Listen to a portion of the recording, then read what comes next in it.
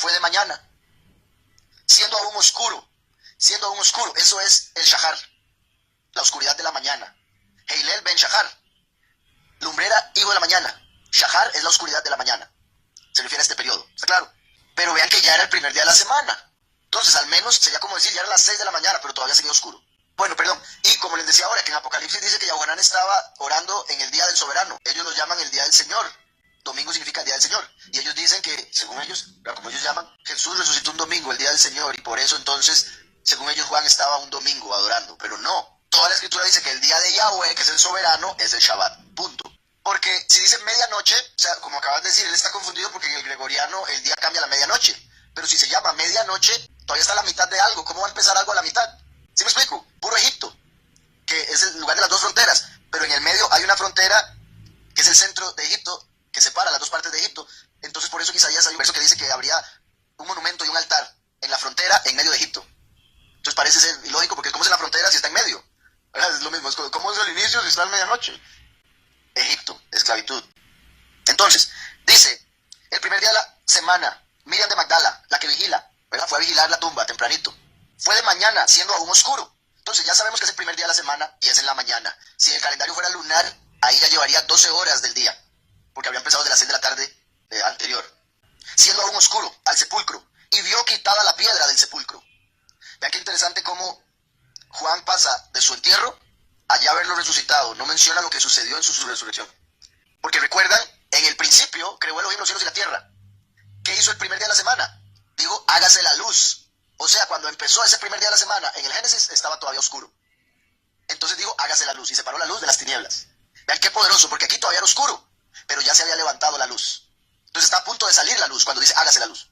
Oigan esto, los judíos siguen el calendario lunar, que empieza en la tarde, a las 6 de la tarde. ¿Verdad? Entonces a las 6 de la tarde, según los judíos, empieza el día, a las 24 horas. Cosa que no tiene sentido, porque como el día va a empezar en la noche, igual que en el gregoriano, ¿cómo va a empezar el día a la medianoche? ¿Cómo va a empezar a la mitad de algo? Algo. Inicia al principio. Entonces, vean que el primer verso del 20 dice, el primer día de la semana, Miriam de Magdala fue de mañana. Entonces era la pura mañana del primer día de la semana. Primer día de la semana, mañana. Si fuera el calendario judío correcto, aquí ya el día llevaría 12 horas. Y estaba apenas iniciando la segunda mitad del día, según el calendario judío, ¿verdad? A las 6 de la tarde de ese día que Miriam llegó, para los judíos ya sería el segundo día de la semana, ¿verdad? Segundo día de la semana a las 6 de la tarde sería. Sin embargo, vemos que, repito, el primer día de la semana Miriam de Magdala fue de mañana. Pero ahora venimos al verso 19, que dice, cuando llegó la noche, o sea, ni siquiera la tarde, la noche, más allá de las 6 de la tarde, cuando llegó la noche de aquel mismo día. ¿Cuál? El primero de la semana. Llegó la noche de aquel mismo día, o sea, llegó la noche y todavía era primero de la semana. Todavía era el mismo día. O sea, el calendario es diferente al judío, es el esenio, el verdadero, el correcto. Ahora, no estoy diciendo que el esenio que tenga que llevar ese título, sino que los esenios llevaban el calendario correcto, en el cual el día comienza en lo que llaman hoy en día 6 de la mañana, que era en la escritura la hora 0, al amanecer.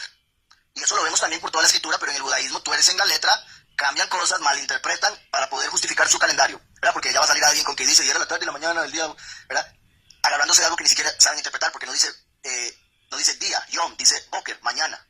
No dice noche, dice erev, tarde. Y otro montón de detalles. Lo que hemos hablado de Levítico 23, que celebraréis entre tarde y tarde. ¿Por qué nos va a decir entre tarde y tarde? Si en el calendario lunar entre tarde y tarde es un día entero. Entonces nos dice tal día. Pero si nos dice entre la tarde de aquel día y la tarde del otro día, es porque el día no cambia en la tarde. La escritura dice que la mañana, la luz aventaja la oscuridad. O sea, la luz llega primero que la oscuridad. Y etcétera, etcétera, etcétera, etcétera. Son un montón de ejemplos. Está claro, pero este es el más obvio. Sin embargo, está en el nuevo pacto. Entonces, para el judío común, esto no es válido.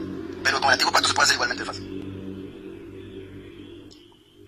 Entonces, vean cómo dice, cuando llegó la noche de aquel mismo día, el primero de la semana, estando las puertas cerradas, en el lugar donde los discípulos estaban reunidos por miedo de los Yehudim. Entonces, vean cómo le tenían miedo a los Yehudim porque ya habían matado a Yahushua. Decían, si nosotros seguimos en esa, nos matan a nosotros también. Y al no haberlo visto resucitado, no era lo mismo que cuando ya lo vieron resucitado, porque recuerden que Pedro lo negó por miedo a morir. Ahora que lo matan, con más razón tienen miedo, se encierran. Pero cuando ya lo ven resucitado, todos estuvieron dispuestos a morir, mostrando la veracidad de la resurrección de Mashiach.